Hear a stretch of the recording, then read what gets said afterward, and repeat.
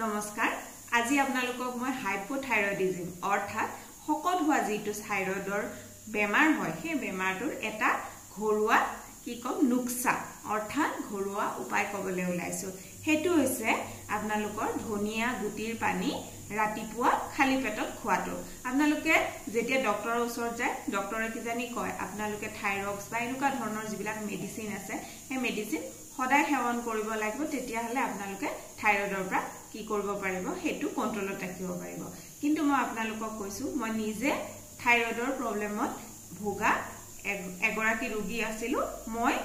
continue ধনিয়া পানী খালু ৰাতিপুৱা কিছু দিনৰ কাৰণে আৰু কিছু দিন পিছতে মোৰ থাইৰয়ড একেবাৰে নৰমেললৈ আহি গল তো